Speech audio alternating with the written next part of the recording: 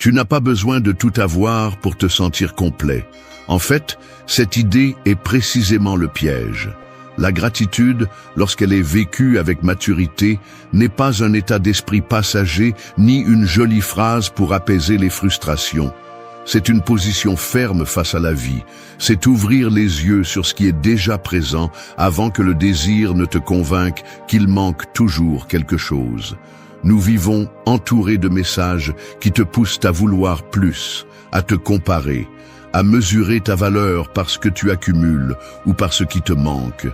Mais si tu ne remercies que lorsque tout va bien, tu n'es pas reconnaissant, tu es confortable. Le stoïcisme nous enseigne que la gratitude ne naît pas lorsque la vie est parfaite, mais lorsqu'on choisit de la voir avec d'autres yeux, même quand ça fait mal, même quand rien ne semble suffisant.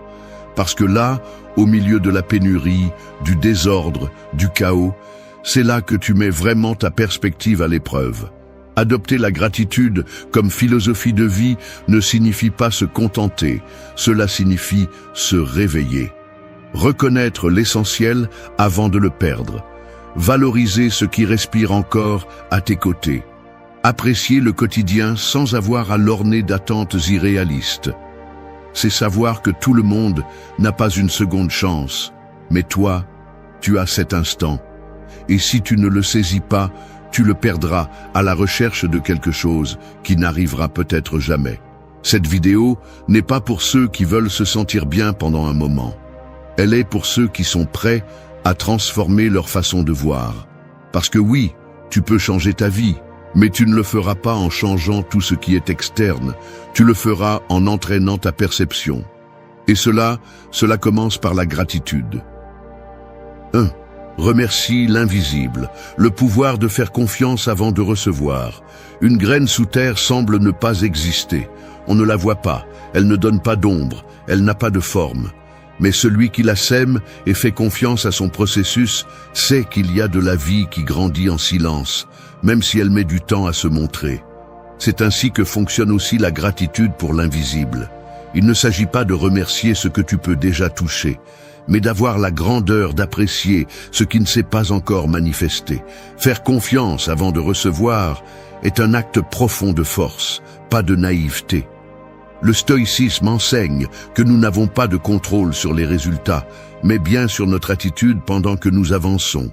Tu peux attendre avec anxiété, te plaindre de ce qui n'arrive pas, ou tu peux choisir d'attendre avec calme, en remerciant l'opportunité de marcher, même si tu ne vois pas encore la destination.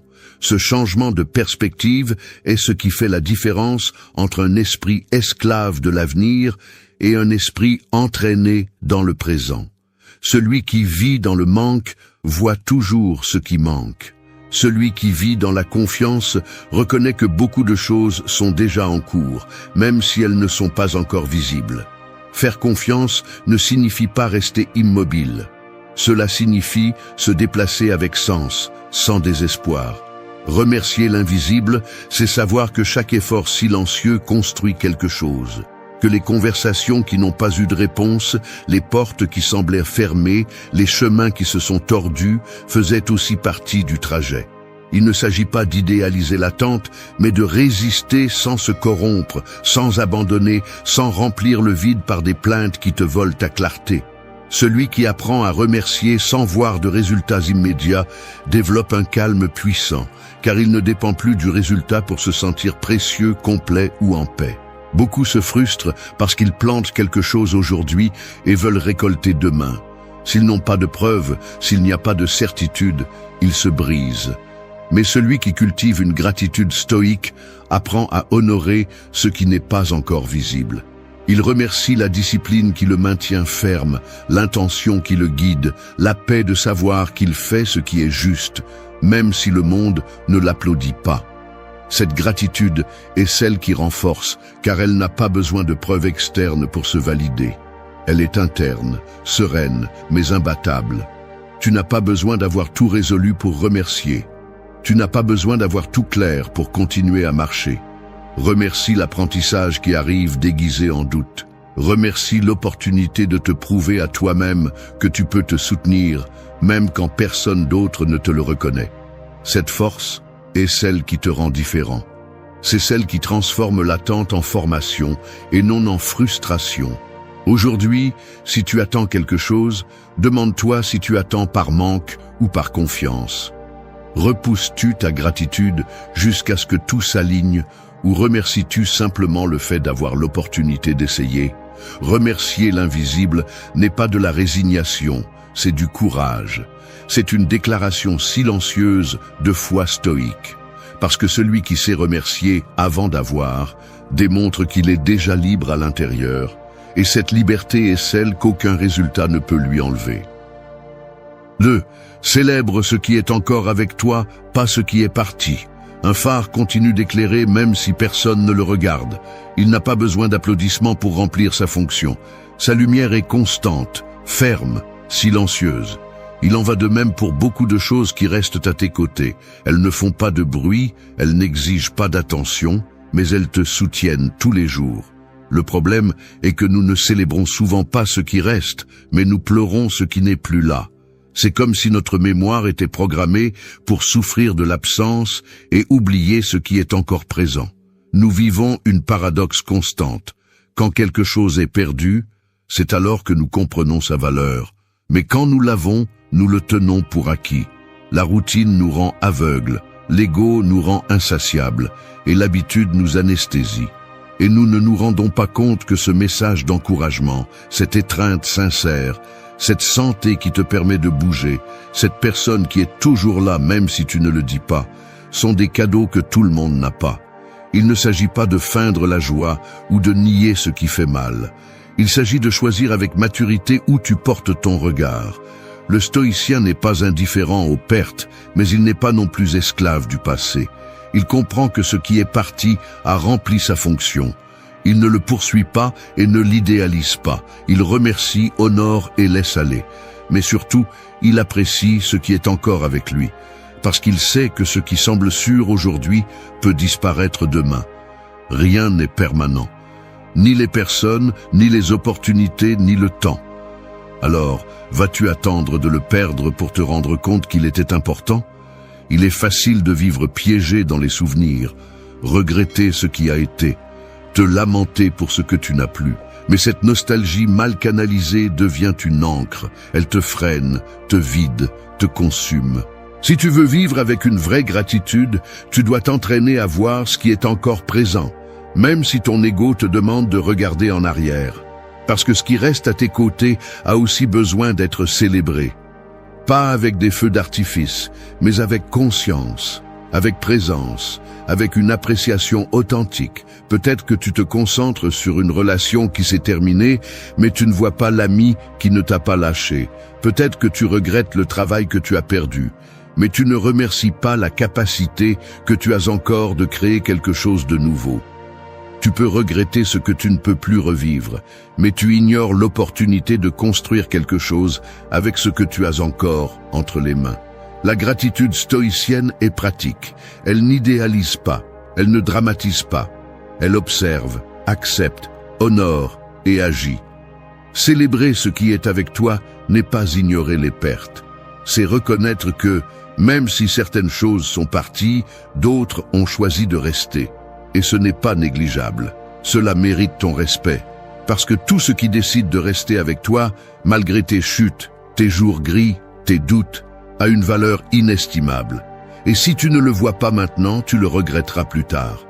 Aujourd'hui, avant de regarder ce que tu as perdu, observe ce qui ne t'a pas quitté.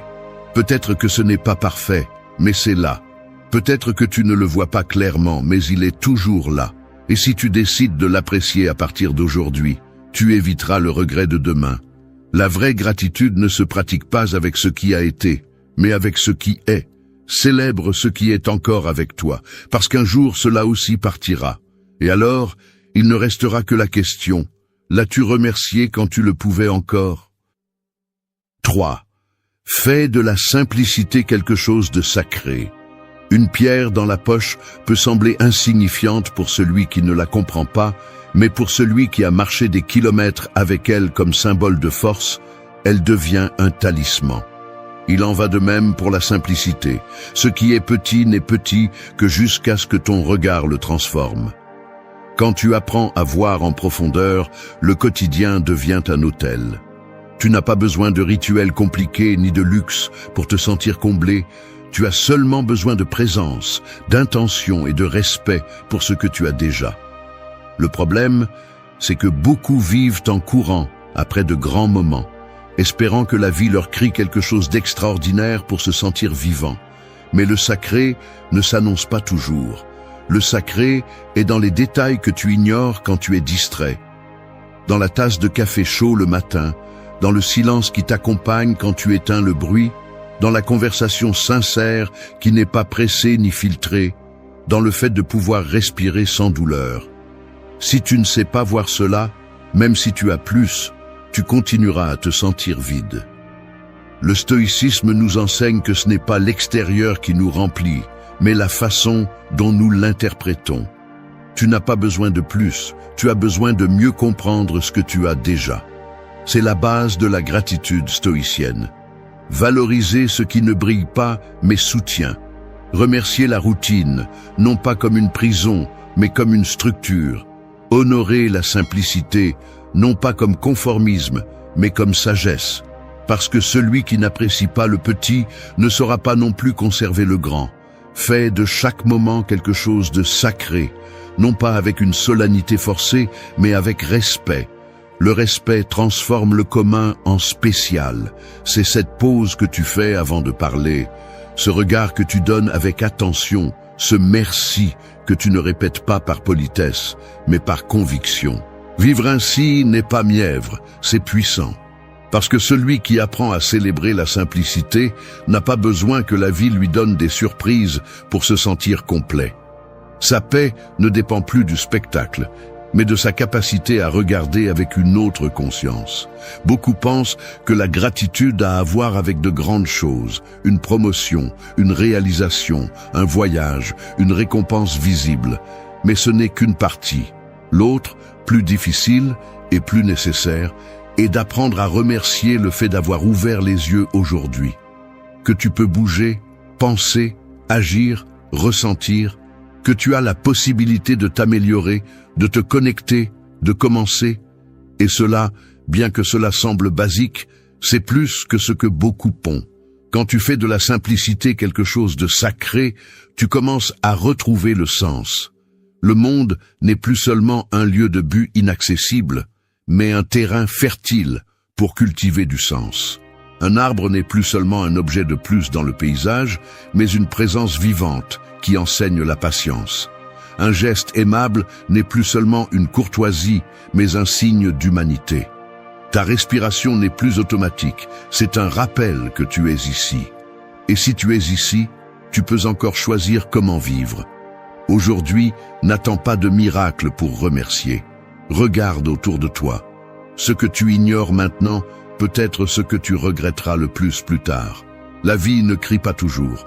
Parfois, elle chuchote. Et seuls ceux qui apprennent à écouter ces chuchotements peuvent dire qu'ils sont vraiment vivants. Honore la simplicité. Rends-la sacrée. Parce que dans le quotidien, si tu y prêtes attention, se trouve tout ce dont tu as besoin pour te sentir complet. 4. Honore la leçon cachée derrière chaque coup. Un miroir cassé ne cesse pas de refléter, il change simplement la façon dont il montre l'image. Il en va de même pour la vie quand elle te frappe. Elle ne cesse pas de t'enseigner, elle te force simplement à regarder sous un autre angle. Chaque chute, chaque perte, chaque déception porte en elle un message caché. Il n'est pas toujours visible immédiatement, et il est souvent difficile de l'accepter, mais celui qui apprend à chercher l'enseignement derrière le coup transforme la douleur en sagesse. L'erreur commune est de penser que remercier implique d'être d'accord avec ce qui s'est passé. Il ne s'agit pas de justifier le mal ou de romantiser la souffrance. Il s'agit d'avoir le courage de regarder le passé sans rester coincé dedans. Le stoïcisme enseigne que nous ne pouvons pas contrôler ce qui se passe, mais seulement ce que nous en faisons. Si tu permets à la douleur de te définir, tu perds. Si tu décides de l'utiliser comme un outil pour te comprendre, pour te réveiller, pour grandir, alors tu commences à l'honorer. Beaucoup veulent guérir sans regarder, veulent avancer sans traiter, veulent se sentir bien à nouveau sans avoir compris ce qui s'est brisé en eux. Mais la gratitude stoïcienne n'est pas naïve. Elle est forte. Elle ne remercie pas le coup en lui-même, mais la possibilité de le transformer en leçon. Elle remercie parce que chaque blessure bien examinée devient une carte. Parce que chaque faux pas peut révéler une partie de toi qui était endormie, niée ou cachée. Ce n'est pas facile. Il y a des coups qui te secouent vraiment, qui te laissent sans air, sans direction, sans foi. Mais là aussi, il y a une opportunité. Celle de te demander pourquoi cela s'est produit. Quelle partie de toi a besoin de se renforcer? Quel schéma il faut abandonner? Quelles limites tu dois établir? La leçon n'apparaît pas toute seule. Il faut la chercher avec intention. Et quand tu la trouves, tu n'es plus le même. Honorer la leçon, c'est changer le discours interne. Passer de te demander pourquoi cela m'est-il arrivé à dire qu'est-ce que je peux apprendre de ce qui m'est arrivé. Cette simple question change le rôle de victime en celui de protagoniste. Et non, cela n'efface pas la douleur, mais cela lui donne un sens. Et quand quelque chose a un sens, cela ne fait plus aussi mal. Le stoïcien ne cherche pas à éviter le coup, il cherche à le résister sans se perdre lui-même. Il apprend à tomber avec dignité et à se relever avec plus de clarté. Il ne se remplit pas de ressentiment, il ne cherche pas des coupables éternels, il cherche des réponses internes. Parce qu'il sait que blâmer ne transforme pas, cela affaiblit seulement. Mais assumer, regarder à l'intérieur et extraire la sagesse, cela t'élève. Pense aux fois où quelque chose t'a fait mal et, avec le temps, tu t'es rendu compte que cela t'a laissé une leçon précieuse. Peut-être que cela ne s'est pas passé comme tu l'espérais, mais cela t'a appris à prendre soin de toi, à fermer des cycles, à choisir mieux. Ce sont les leçons qui méritent ta gratitude. Non pas parce qu'elles étaient douces, mais parce qu'elles étaient réelles. Elles t'ont façonné, elles t'ont formé. Aujourd'hui, ne cache pas la douleur. Ne fuis pas d'elle. Regarde-la avec fermeté et demande-toi quelle vérité elle apporte. Quelle partie de toi a besoin de changer? Quelle histoire n'a plus de sens à répéter? Remercier la leçon n'est pas se rendre, c'est se réveiller. Parce que lorsque tu arrives à voir l'apprentissage derrière la blessure, quelque chose en toi change pour toujours. Tu deviens plus fort, plus sage, plus toi. 5. Lâche le poison de la comparaison silencieuse. Se comparer, c'est comme boire une gorgée de poison chaque jour en croyant que cela te rendra plus fort. Tu ne le remarques pas au début. C'est une petite dose, dissimulée, déguisée en motivation. Mais avec le temps, ce poison ronge ta gratitude, déforme ta perception et te convainc que ce que tu as n'est pas suffisant simplement parce qu'il ne brille pas autant que celui des autres. La comparaison silencieuse ne crie pas, elle murmure. Et ce murmure constant est capable d'éteindre ta paix plus rapidement que n'importe quelle adversité réelle. Nous vivons à une époque où tout est montré. La perfection est exposée et l'imperfection est cachée. Les médias sociaux, les filtres, les phrases vides remplies de fausses inspirations ont créé un environnement où le réel semble insuffisant. Et toi, si tu n'es pas attentif, tu peux tomber dans le piège de penser que ton chemin est lent, que tes réalisations sont petites, que ta vie manque d'éclat. Mais ce n'est pas vrai. Ce n'est qu'une illusion qui grandit lorsque ton regard se détourne du sol que tu cultives. Le stoïcien ne regarde pas sur les côtés pour se définir. Il n'a pas besoin de mesurer sa valeur en se comparant au rythme des autres. Son regard est fixé sur ce qu'il contrôle, son caractère, son effort, son intention. La comparaison naît du désir d'approbation, et ce désir est une chaîne qui te prive de liberté. Être reconnaissant pour ce que tu as implique de briser cette chaîne. Reconnaître que ton histoire a du sens en elle-même, sans besoin de validation externe. La comparaison est dangereuse parce qu'elle ne se sent pas comme une attaque. Elle s'infiltre comme une observation innocente. Tu vois quelqu'un accomplir quelque chose et tu penses que tu es en retard. Tu entends une autre personne parler de son succès et tu doutes de tes décisions. Tu regardes ce que les autres ont et tu commences à dévaloriser ce que tu avais déjà accompli.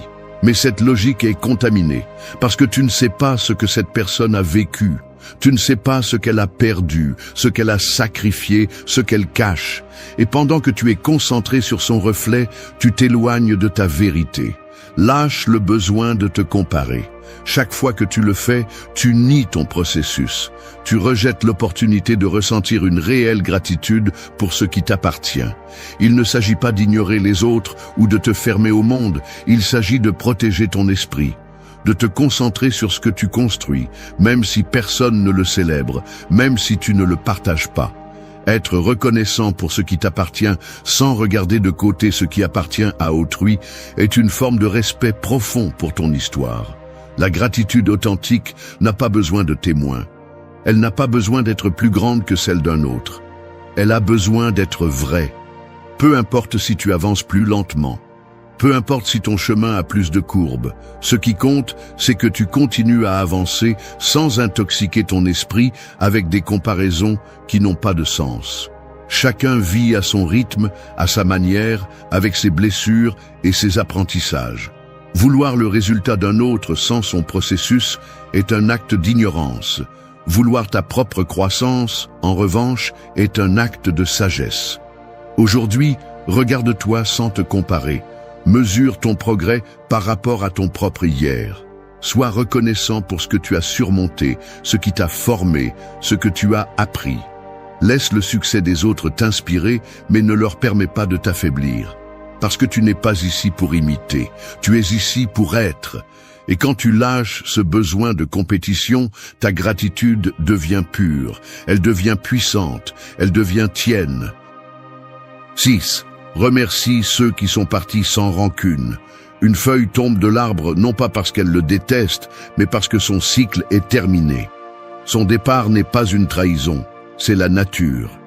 Il en va de même pour les personnes qui ont un jour marché à tes côtés et qui ont ensuite pris une autre direction. Certains sont venus pour t'enseigner, pas pour rester. D'autres sont partis sans explication. Et même si l'ego fait mal, même si la blessure brûle, il y a quelque chose de plus grand que tu peux faire avec cette expérience. Remercier. Non pas pour la façon dont ils sont partis, mais pour ce qu'ils t'ont laissé. Garder rancune, c'est comme continuer à tenir une corde qui n'est plus attachée à rien. Elle ne fait que te couper les mains. Parfois, nous pensons qu'en lâchant prise, nous perdons. Mais c'est l'inverse. On perd quand on reste coincé dans ce qu'on ne peut pas changer. Quand on répète des conversations dans notre esprit qui n'auront plus de réponse. Quand on permet au passé de contrôler nos émotions dans le présent. Le stoïcien ne cherche pas à ce que les choses se passent comme il le souhaite, mais comme elles doivent l'être. Et parfois, cela inclut d'accepter l'absence sans avoir besoin de la punir. Il ne s'agit pas de justifier tout ce qu'ils ont fait. Il ne s'agit pas de nier la douleur. Il s'agit de comprendre que garder du ressentiment, c'est continuer à donner de l'espace à quelqu'un qui n'est plus là. Et tu as besoin de cet espace pour grandir, pour retrouver confiance, pour être en paix. Remercier ceux qui sont partis n'est pas une faiblesse, c'est une maturité. C'est reconnaître que cette personne, aussi difficile que son départ ait été, a également fait partie de ton histoire. Elle t'a montré quelque chose, elle t'a révélé une partie de toi. Elle t'a laissé une leçon que tu peux utiliser aujourd'hui si tu décides de ne pas rester dans la blessure. Beaucoup traînent le souvenir de celui qui est parti comme une punition. Ils répètent des phrases, se remplissent de colère, se demandent pourquoi, sont obsédés par l'injustice. Mais cela ne change rien. La réalité est claire. Ils ne sont plus là. Et tu continues. Vas-tu vraiment permettre que ce départ définisse la qualité de tes jours? Vas-tu permettre que cette histoire te vole la gratitude pour ce que tu peux encore construire? Remercie pour ce qui a été, pour les bons moments, pour ce que tu as appris, même pour la douleur qui t'a obligé à grandir. Remercier ne signifie pas vouloir qu'il revienne. Cela signifie que tu choisis d'avancer sans porter ce que tu ne peux plus soutenir. C'est une façon de te rendre hommage, de clore un cycle avec dignité, de récupérer ton énergie, parce que la rancune est une fatigue émotionnelle qui ne sert à rien. Et tu n'es pas ici pour vivre fatigué du passé. Le stoïcisme parle de l'amor fati, de l'amour du destin. Et cela inclut d'accepter ce qui s'en va avec la même gratitude que tu as accepté ce qui est arrivé. S'ils sont venus et t'ont fait du bien, remercie.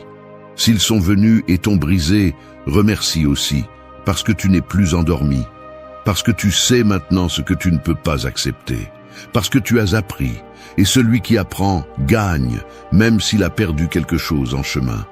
Aujourd'hui, pense à cette personne qui est partie et qui t'a marqué. Non pas pour raviver la blessure, mais pour reconnaître que tu n'as plus besoin de rester attaché à la rancune.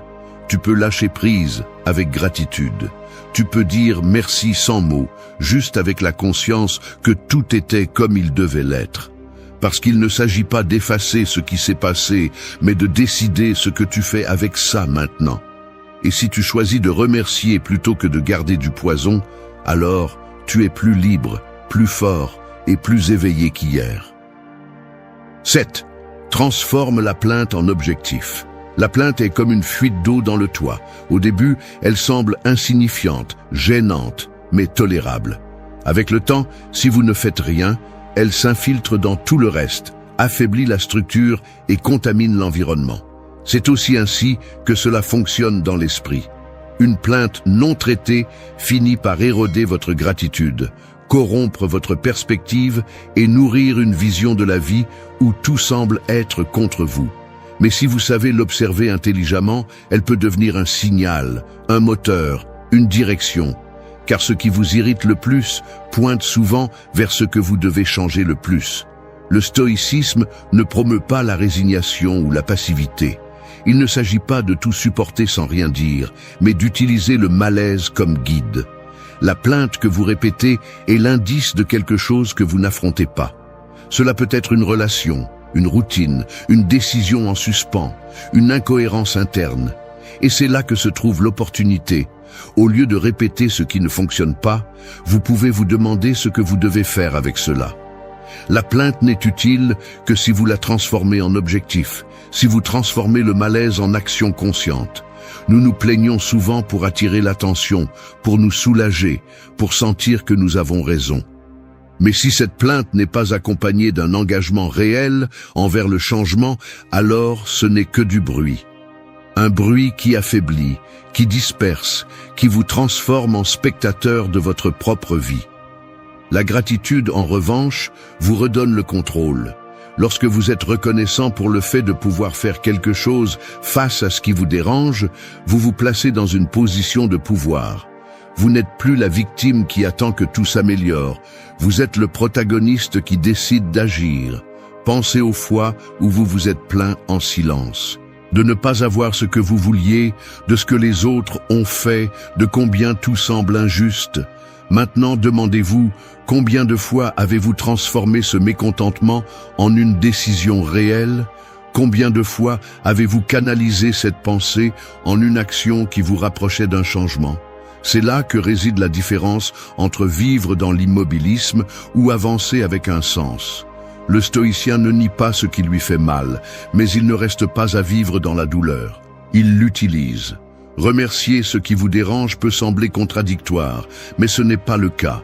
Cela signifie reconnaître que ce malaise a aussi une valeur, qu'il vous montre ce qui ne vous convient pas, qu'il vous pousse à évoluer, qu'il vous sort de la commodité qui vous retient. L'inconfort, lorsqu'il est regardé avec intention, peut être un allié puissant. Mais si vous l'utilisez seulement pour vous plaindre, il devient un fardeau inutile. Aujourd'hui, vous pouvez décider. Vous pouvez continuer à répéter la même chose, à épuiser votre énergie dans des pensées qui tournent en rond.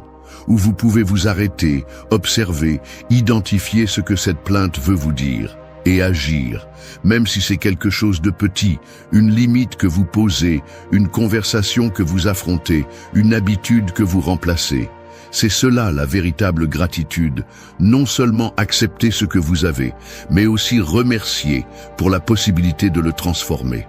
Car celui qui transforme la plainte en objectif ne vit pas en attendant que le monde change. Il devient une partie du changement.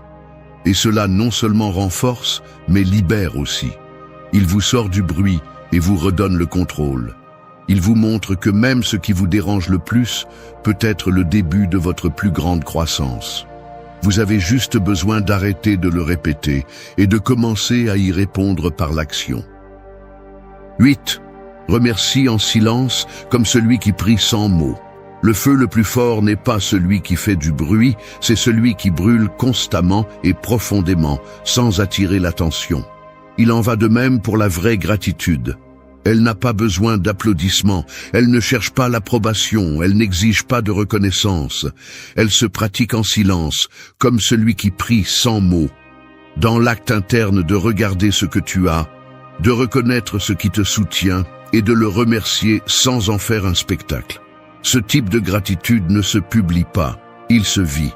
Nous vivons dans un monde qui te crie que tout doit être montré. Si tu ne le partages pas, il semble qu'il n'existe pas.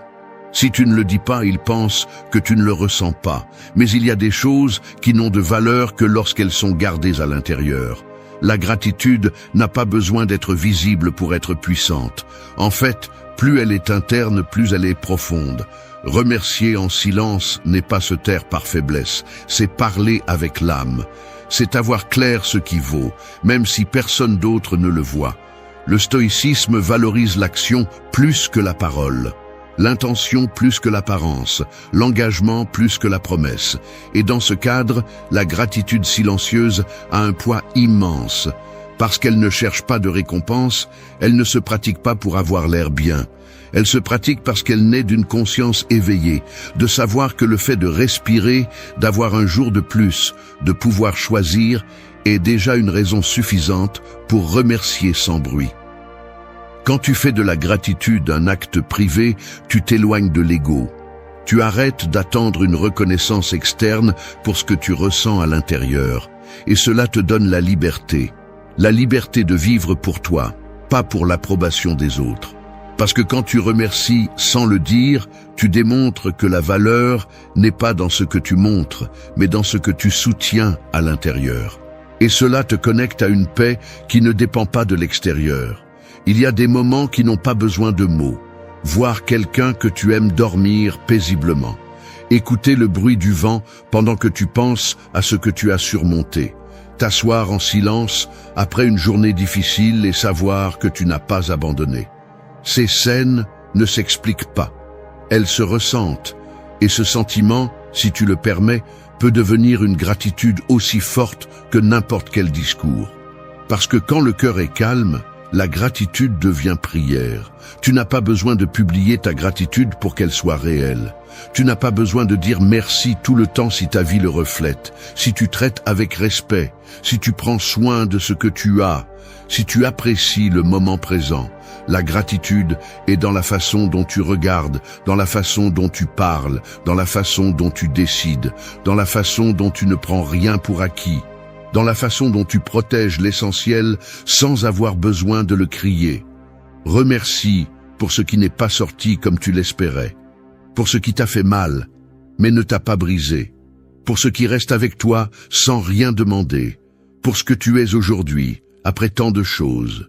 Remercie de l'intérieur. Fais-le à voix basse. Fais-le quand tu te réveilles. Fais-le quand tu te trompes. Fais-le quand tu as peur. Parce que cette gratitude silencieuse ne dépend pas des circonstances. C'est un refuge, un guide, une décision qui se renouvelle chaque jour. Aujourd'hui, tu n'as pas besoin de plus pour être en paix. Tu as juste besoin de fermer les yeux un instant et de reconnaître ce qui est encore avec toi. Sans le partager, sans l'expliquer, sans le transformer en phrase de motivation. Juste le ressentir. Parce que celui qui remercie en silence construit une force interne. Et cette force, même si personne ne la voit, est celle qui te maintient debout quand le monde tremble. Merci d'être resté jusqu'à la fin de la vidéo. Si vous avez tout vu, commentez « Je suis stoïcien ». Le véritable pouvoir ne réside pas dans la force de tes mains, ni dans l'apparence que tu projettes, mais dans les mots que tu choisis et comment tu les utilises. Une seule phrase peut ouvrir des portes que l'argent ou le statut ne pourraient jamais atteindre. Une expression dite avec authenticité peut abattre des défenses, générer de l'attraction, éveiller le respect ou marquer l'influence de manière silencieuse mais percutante. C'est ce que beaucoup ignorent, que le langage est une arme à double tranchant. capable de construire des empires émotionnels ou de te réduire à l'oubli en quelques secondes. Aujourd'hui, nous n'allons pas parler de théories vides ni de conseils superficiels. Nous allons entrer dans l'essentiel, dans ces expressions qui, utilisées au bon moment, changent complètement la dynamique de toute relation, qu'elle soit personnelle, professionnelle, sociale ou même dans le domaine de la séduction. Parce que tandis que la majorité gaspille sa voix en paroles creuses, toi, tu apprendras à maîtriser des phrases qui sont des clés, qui sont des déclencheurs, qui sont le pont vers la connexion réelle. Le stoïcisme le comprenait bien. Il ne s'agit pas de parler pour parler, mais d'utiliser la parole comme outil de vertu, avec clarté et but. Marc Aurèle nous rappelait que l'esprit donne forme à la vie. Je te dis que ton langage donne forme à tes relations. C'est pourquoi ce que tu découvriras ici n'est pas une simple liste de phrases, mais la façon de les utiliser comme des armes de persuasion et surtout comme un reflet de ton authenticité. Reste jusqu'à la fin, car je vais te montrer 8 expressions qui non seulement transforment la façon dont les autres te perçoivent, mais aussi la façon dont tu comprends ton propre pouvoir de communication. 1. Je te comprends. La clé de la connexion. Un mur ne s'effondre pas sous les coups de force, mais avec la fissure précise qui l'affaiblit de l'intérieur. C'est ainsi que fonctionne le cœur humain. Peu importe les défenses que quelqu'un peut ériger, peu importe les masques qu'il utilise pour cacher ce qu'il ressent, il y a une phrase qui pénètre comme de l'eau dans la roche et ouvre un espace de confiance qui semblait impossible. Cette phrase est simple mais puissante. Je te comprends. Ce n'est pas un ornement, ce n'est pas une courtoisie, c'est une déclaration qui touche la fibre la plus intime de toute personne, car nous aspirons tous à être compris. Quand tu dis « je te comprends » avec authenticité, tu n'affirmes pas que tu partages la même histoire, ni que tu as vécu les mêmes batailles, mais que tu reconnais l'émotion qui se cache derrière ce que l'autre exprime. C'est ce dont l'âme a besoin. Validation. La psychologie l'explique clairement, l'être humain cherche à être vu, reconnu et entendu. Il n'y a pas de plus grand soulagement que de sentir que quelqu'un a capté l'essence de ce que nous portons. En prononçant ces mots, tu n'offres pas une solution, tu offres quelque chose de plus précieux, la compagnie au milieu du poids émotionnel. Le stoïcisme le soulignait également d'un autre point de vue. Épictète disait que nous ne pouvons pas contrôler ce que les autres pensent ou ressentent, mais nous pouvons décider comment répondre. Et l'une des réponses les plus sages est la compréhension. Tu ne discutes pas, tu n'imposes pas, tu n'essaies pas de changer quoi que ce soit.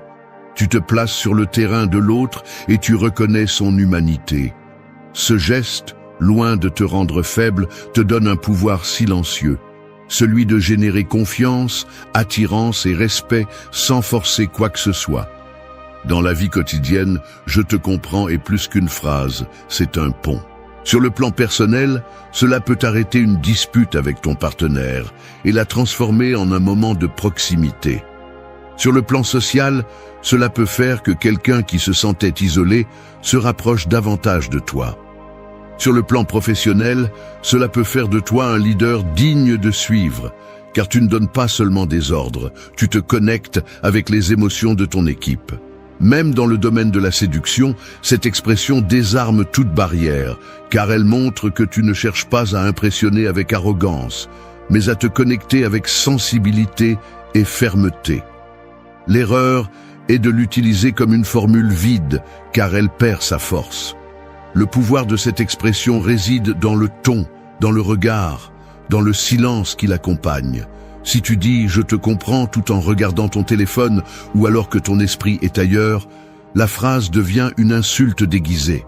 Mais si tu le dis avec attention, avec calme, avec la présence totale de quelqu'un qui est vraiment là, ce que tu offres ne sont pas seulement 2 mots, mais une étreinte invisible qui touche l'âme. Celui qui sait utiliser cette clé ouvre des portes que les autres ne voient même pas. Parce que la plupart répondent par des jugements, des comparaisons ou des phrases comme ça passera. Mais toi, avec un simple « je te comprends », tu montres que tu es à un niveau différent. Un niveau où tu n'essaies pas de minimiser ou de rivaliser avec la douleur ou la joie de l'autre, mais de l'accompagner. Et cet acte, bien qu'il semble petit, devient l'une des formes les plus pures d'influence. Dans un monde saturé de bruit, où tout le monde parle pour être entendu, être la voix qui dit « je te comprends », c'est être l'oasis au milieu du désert. C'est prouver que la véritable connexion ne vient pas d'avoir toutes les réponses, mais d'offrir la certitude que personne n'a apporté seul son histoire. Et quand tu réussis à faire sentir cela à quelqu'un avec toi, tu n'es plus un simple connaissant, tu deviens quelqu'un d'impossible à oublier.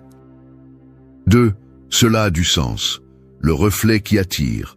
Le regard trouve dans le miroir quelque chose de plus qu'une simple image. Il trouve une validation. Il n'invente rien.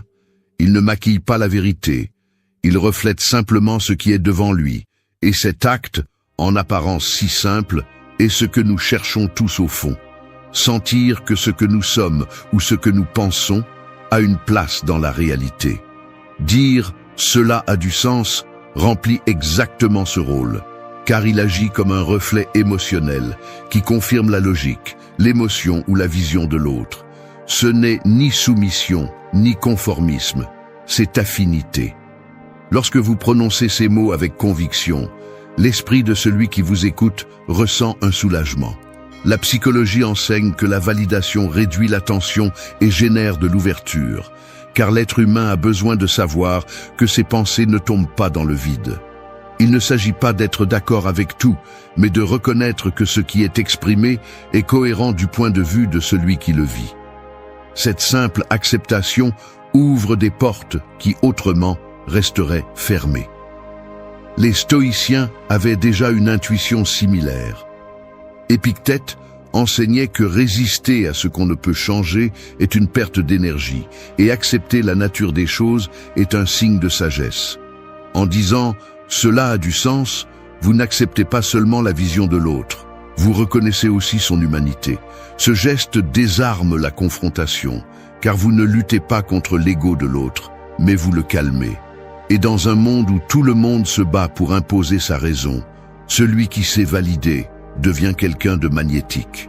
Le pouvoir de cette expression se fait sentir dans tous les domaines. Sur le plan personnel, elle peut transformer une discussion en un rapprochement inattendu, car l'autre cesse de se sentir attaqué et commence à se sentir écouté. Sur le plan social, elle transforme une conversation superficielle en une conversation profonde, où la confiance coule naturellement. Sur le plan professionnel, elle augmente votre crédibilité, car un leader qui reconnaît la valeur des idées des autres inspire plus que celui qui essaie de prouver qu'il sait toujours plus. Même en matière de séduction, cela a du sens, attire, car il montre une ouverture, une sensibilité et une capacité d'écoute que peu de gens pratiquent. Cependant, la clé est de ne pas la vider de son contenu. Dire « cela a du sens » comme une béquille répétée sans présence tue sa force. L'essentiel est le ton, la pose, le regard qui accompagne. Lorsque vous le dites consciemment, après avoir traité ce que l'autre partage, votre validation devient un pont invisible qui rapproche. Lorsque vous le dites sans réfléchir, avec froideur ou distraction, il devient une insulte déguisée. L'ego humain cherche toujours une confirmation, et cette phrase la donne sans tomber dans la flatterie bon marché. C'est une reconnaissance qui ne promet pas l'obéissance, mais le respect. Cela en fait un reflet puissant qui attire, car nous avons tous besoin de sentir que ce que nous ressentons ou pensons n'est pas absurde. L'affinité naît là, dans cette petite étincelle de reconnaissance qui ouvre la porte à la confiance. Sénèque affirmait qu'aucun esprit n'est aussi fort que celui qui sait harmoniser avec un autre. Cette harmonie ne signifie pas perdre son identité, mais trouver des points communs au milieu des différences. C'est exactement ce que représente « cela a du sens ». Cela n'implique pas un accord total, cela implique « je comprends ta logique, je reconnais ta perspective ». Cette nuance fait la différence entre un lien superficiel et un lien profond. Dans la vie quotidienne, ceux qui savent utiliser ces mots deviennent mémorables. Ce sont ceux qui font que les gens parlent avec eux sans regarder le temps, car chaque phrase reçue avec un « cela a du sens » devient une invitation à continuer à partager. 3. Tu as raison. Le pouvoir de céder. Un nœud se serre davantage lorsque tu tires fort dessus, mais commence à se desserrer lorsque tu relâches la tension. C'est ainsi que fonctionne l'ego humain. Plus tu l'attaques, plus il se défend, et plus tu le valides, plus il s'ouvre. Dire « tu as raison » est ce geste qui desserre le nœud invisible de la confrontation. Ce n'est ni une reddition ni une faiblesse, c'est de l'intelligence émotionnelle appliquée dans sa forme la plus pratique. Car choisir de valider ce qui est correct chez l'autre renforce la relation au lieu de l'épuiser dans une lutte inutile. L'orgueil a ruiné plus de liens que la distance, car la plupart croient que céder équivaut à perdre. Cependant, la réalité est autre. Celui qui sait quand reconnaître la raison de l'autre gagne du respect, de la crédibilité et de la confiance. La psychologie montre que l'acceptation des réussites d'autrui active un effet de réciprocité. L'autre personne ressent le besoin de te rendre cette même ouverture. Il ne s'agit pas d'annuler ton point de vue, mais de faire un pas de côté pour reconnaître la valeur de l'argument contraire. Le stoïcisme soutient cette vision avec clarté. Marc Aurèle rappelait que la vérité ne nuit pas à celui qui l'accepte, seulement à celui qui s'obstine à la nier. Reconnaître que quelqu'un d'autre a raison est un acte de vertu, car il montre que tu cherches la vérité au-dessus de ta vanité. Épictète disait aussi que la sagesse commence quand tu apprends à écouter et à voir avec humilité. C'est exactement ce qui se passe avec Tu as raison. Tu places la vérité au centre, pas ton orgueil. Et cette action, loin de te rendre petit, te rend plus grand aux yeux des autres. Dans la vie personnelle, cette expression est capable de désarmer une dispute de couple et de la transformer en réconciliation. Un simple « tu as raison » sincère suffit pour éteindre le feu de l'orgueil et ouvrir la porte à la tranquillité. Dans le domaine social, elle génère un effet de sympathie immédiate, car celui qui entend cette validation sent qu'il est face à quelqu'un de juste, qui reconnaît sans peur. Dans le domaine professionnel, elle transforme un leader en référent, car elle démontre qu'il n'a pas peur d'accepter quand un autre apporte quelque chose de mieux. Même dans la séduction, la phrase ouvre un espace de complicité, car en cédant sans drame, tu révèles de la sécurité et non une dépendance de ton ego. Le danger est de l'utiliser de manière fausse. Si tu dis « tu as raison » pour t'en sortir ou pour éviter un conflit, l'autre personne le remarquera, et au lieu de confiance, tu généreras du mépris. Le pouvoir de ces mots réside dans la sincérité, dans le fait que tu identifies vraiment le point correct de l'autre et que tu le reconnaisses. Cette transparence multiplie la force du message. Il ne s'agit pas de toujours donner raison, mais de reconnaître quand ils l'ont et de ne pas craindre de le dire à voix haute. L'ego a peur de céder parce qu'il l'interprète comme une défaite, mais en réalité, c'est un investissement dans la relation. Lorsque tu valides l'autre, tu crées un terrain de confiance où plus tard, ta propre voix sera entendue avec une plus grande ouverture. C'est un mouvement stratégique, pas un sacrifice. En fait, peu de choses attirent plus que la sécurité de quelqu'un qui n'a pas besoin de gagner toutes les discussions pour se sentir fort. Sénèque l'aurait résumé en disant qu'on ne perd rien à accepter la vérité, car la vérité n'est jamais la propriété d'un seul. Dire « tu as raison », c'est embrasser ce principe, c'est lâcher le besoin infantile d'avoir toujours le dernier mot et le remplacer par la maturité de construire des ponts au lieu de murs. Cette attitude, dans n'importe quel contexte, fait d'une personne quelqu'un de fiable, d'influent et de mémorable. Au final, les liens ne se renforcent pas avec des victoires verbales, ils se renforcent avec le respect. Et le respect naît de la reconnaissance mutuelle. 4. Je t'écoute. La présence totale. La plupart des gens vivent comme s'ils portaient des écouteurs invisibles, n'entendant que ce qui confirme leurs idées et filtrant le reste. C'est pourquoi, quand quelqu'un dit « je t'écoute avec authenticité », quelque chose d'extraordinaire se produit. Le bruit s'arrête et la personne en face sent, peut-être pour la première fois depuis longtemps, qu'elle compte vraiment. Nous ne parlons pas d'entendre des sons. mais d'être présent avec tout le corps, avec le regard, avec une attention complète. Cette phrase, accompagnée de silence et d'un intérêt sincère, est un cadeau dans un monde où tout le monde parle et presque personne n'écoute. Dire « je t'écoute » est un acte de pouvoir, même si beaucoup ont du mal à le comprendre.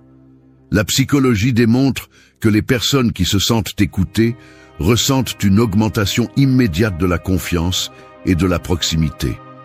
En revanche, celui qui se sent ignoré érige des murs de méfiance que 1000 mots ne parviennent pas à abattre.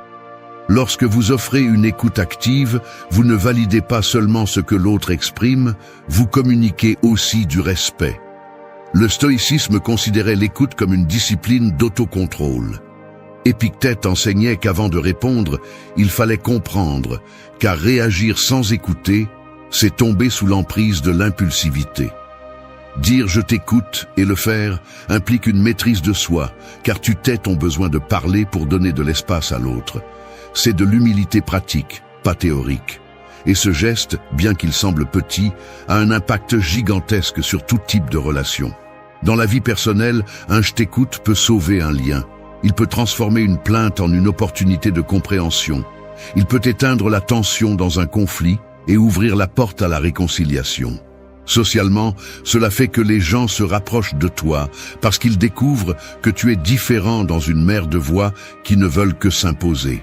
Professionnellement, cela fait de toi un véritable leader, car l'équipe sent que tu ne travailles pas seulement avec eux, mais que tu les considères. Et dans le domaine de la séduction, peu de choses sont aussi irrésistibles qu'une personne qui ne cherche pas à briller par des monologues, mais qui brille en donnant de l'espace pour que l'autre s'exprime sans peur. Le problème est que beaucoup disent « je t'écoute » tout en pensant à quoi répondre, et cette fausseté se perçoit. La véritable force de ces mots réside dans la cohérence. Si ton regard se distrait, si ton corps transmet de l'impatience, la phrase perd toute sa valeur. Mais si tu l'accompagnes de silence, d'une attention pleine et de l'intérêt de quelqu'un qui veut vraiment comprendre, ce que tu donnes n'est pas seulement de l'écoute, c'est un refuge. Et un refuge est quelque chose que nous cherchons tous, même si nous ne le disons pas. Sénèque disait que 2 oreilles et une bouche sont une proportion juste pour nous rappeler que nous devons écouter plus que nous ne parlons. Ce rappel semble évident, mais peu de gens l'appliquent. Celui qui sait écouter avec présence se distingue immédiatement car il offre ce qui est rare. Et ce qui est rare devient toujours précieux. C'est pourquoi un « je t'écoute » sincère devient un aimant. Dans la vie quotidienne, la plupart des gens cherchent à impressionner avec des phrases accrocheuses, mais les véritables influenceurs savent que la clé est dans l'écoute. Dire « je t'écoute », c'est déclarer que le moment n'est pas rempli de toi, mais ouvert à l'autre. C'est la façon la plus simple et en même temps la plus puissante de construire le respect, la confiance et l'attraction. Au final, nous nous souvenons tous de ceux qui nous ont fait nous sentir écoutés. Nous oublions facilement ceux qui ont parlé sans arrêt, mais nous n'oublions jamais celui qui nous a offert le silence, la présence et l'attention. Parce que dans ces 2 mots, « je t'écoute », il n'y a pas seulement de la communication, il y a de l'humanité. 5. Le silence qui conquiert. L'acier le plus affûté ne coupe pas toujours avec mouvement. Parfois, il suffit de la tranquillité de sa lame pour imposer le respect. Ainsi est le silence, une présence qui n'a pas besoin de bruit pour se faire sentir. Alors que beaucoup pensent que le pouvoir réside dans le fait de parler plus fort, d'interrompre ou de remplir chaque espace avec des mots, la réalité prouve le contraire.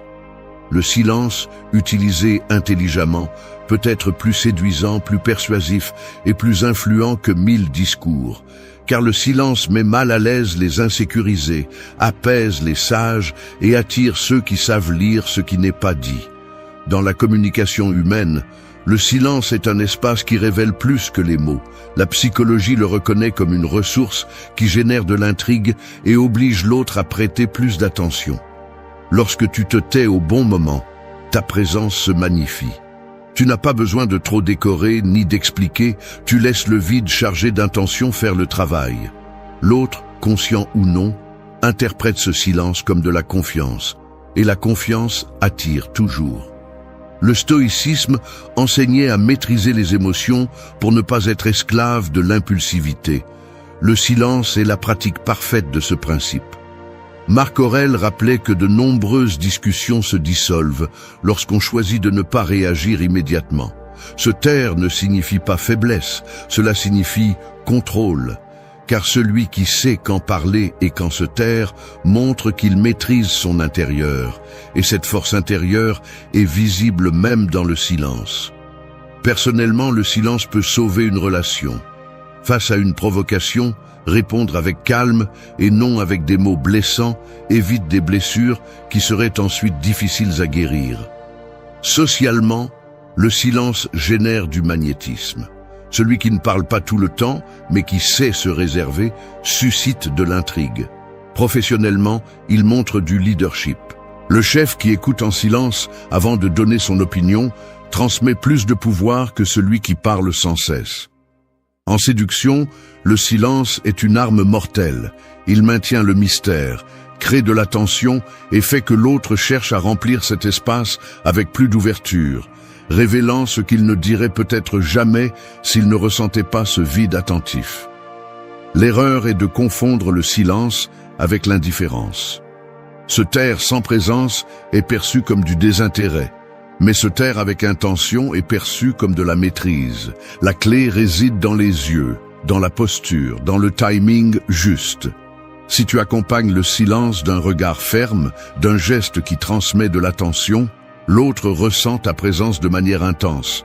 Il n'a pas besoin d'entendre ta voix pour savoir que tu es là. La société actuelle craint le silence parce qu'elle s'est habituée au bruit constant. C'est pourquoi celui qui apprend à le maîtriser devient quelqu'un de différent, mémorable, magnétique. Le silence bien utilisé peut être une pause stratégique dans une conversation, un moyen de générer de l'impact après une phrase puissante, ou simplement un espace où l'autre se sent libre de parler sans interruption. Sénèque a écrit qu'une grande partie de la sagesse consiste à ne pas parler inutilement.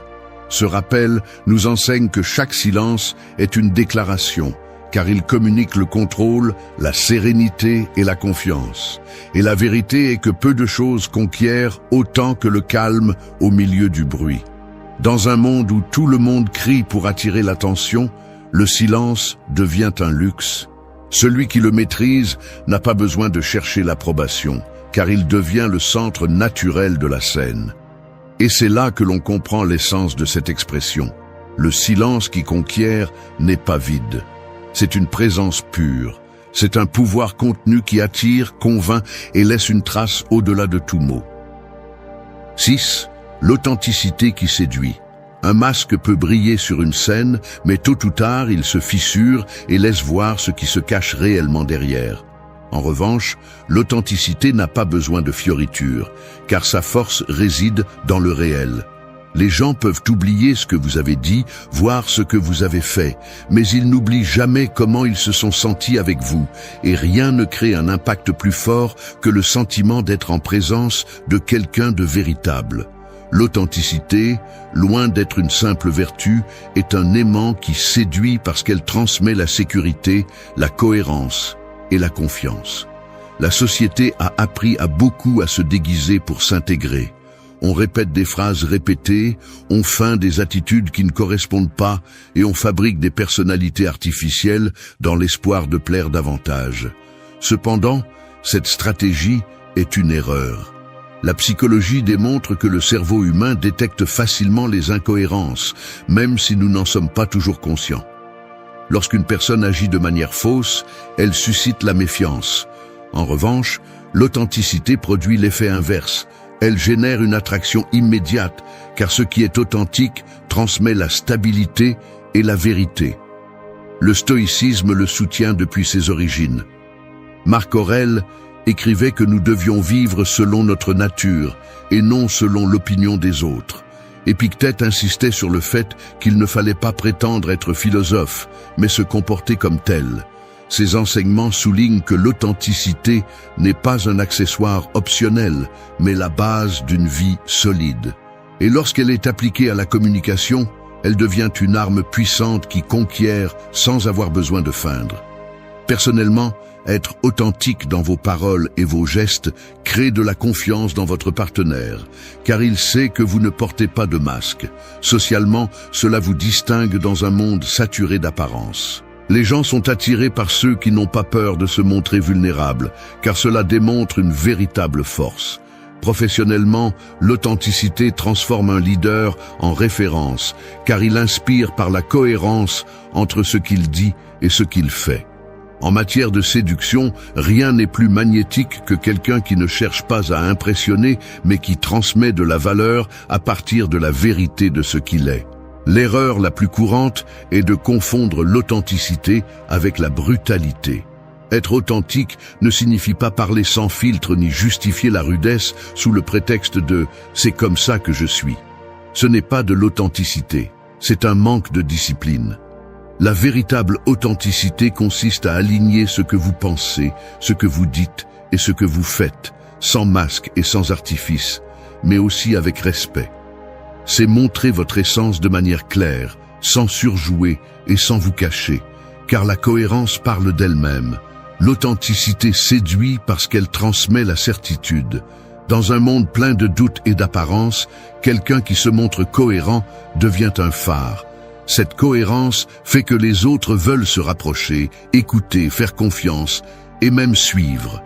L'attraction qu'elle suscite ne dépend pas de techniques superficielles ni de jeux de manipulation, mais de la force silencieuse de quelqu'un qui vit en paix avec sa vérité. Sénèque l'aurait expliqué simplement, rien n'est plus précieux que la cohérence interne, car celui qui se connaît et s'accepte n'a pas besoin de masque. Cette certitude ne génère pas seulement du respect, elle inspire aussi. L'authenticité ne s'achète pas, elle ne se fabrique pas, elle se construit avec la pratique quotidienne d'être soi-même dans chaque contexte. Dans la vie quotidienne, ceux qui se montrent authentiques sont ceux qui ont le plus d'impact. Ce ne sont pas ceux qui parlent le plus fort, ni ceux qui se vantent le plus, mais ceux qui transmettent une énergie de vérité. 7. L'empathie qui ouvre des portes. Deux clés peuvent sembler identiques, mais une seule s'insère dans la serrure correcte. L'empathie fonctionne de la même manière. C'est la clé précise qui ouvre des portes fermées dans l'esprit et le cœur des gens. Beaucoup essaient de forcer ces serrures avec des discours, de la pression ou de la manipulation, mais la véritable connexion est réalisée avec quelque chose de plus subtil, la capacité de se mettre à la place de l'autre. C'est l'essence de l'empathie. Un outil qui non seulement adoucit la dureté du monde, mais construit aussi des relations profondes et durables.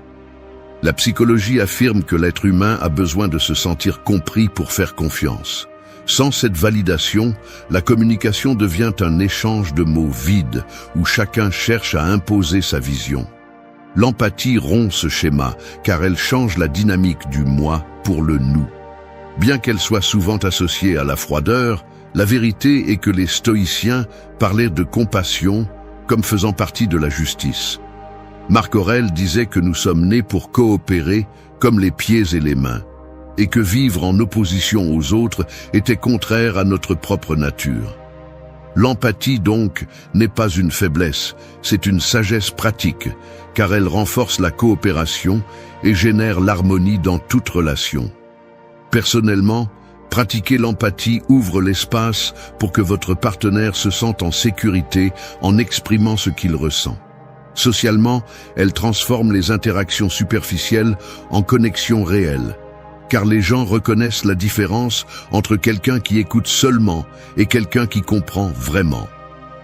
Professionnellement, l'empathie est ce qui distingue un patron d'un leader, car celui qui dirige sans comprendre ne génère que de l'obéissance forcée, tandis que celui qui comprend inspire un engagement authentique.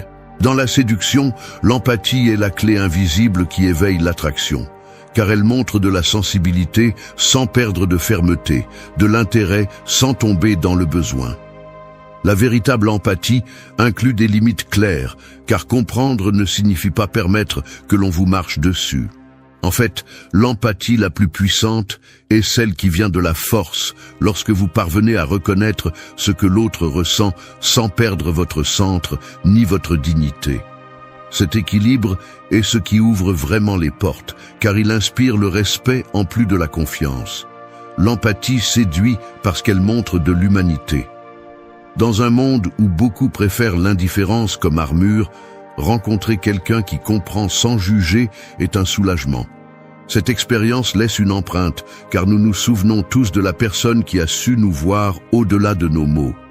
Ce souvenir est ce qui crée des liens difficiles à rompre, car il ne s'agit pas de ce que vous avez dit, mais de ce que vous avez réussi à faire ressentir.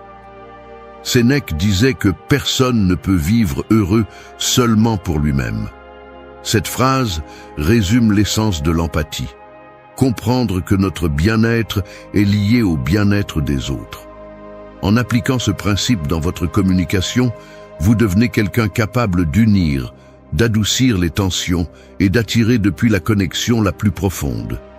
C'est le geste qui transforme un inconnu en ami, un subordonné en allié et un intérêt passager en un lien réel. L'empathie ne s'impose pas et ne se feint pas. Elle se pratique à partir de l'écoute, de la validation et de la compréhension. En fin de compte, l'empathie qui ouvre des portes n'est pas une ressource occasionnelle. C'est une façon de vivre. Celui qui la pratique devient quelqu'un qui n'a pas besoin de forcer quoi que ce soit, car le monde s'ouvre devant lui naturellement. Et ce pouvoir, bien que silencieux, est l'un des plus irrésistibles qui existent. 8. Le langage qui domine les cœurs. Une étincelle peut allumer un feu ou éclairer un chemin, tout dépend de comment et quand elle est utilisée.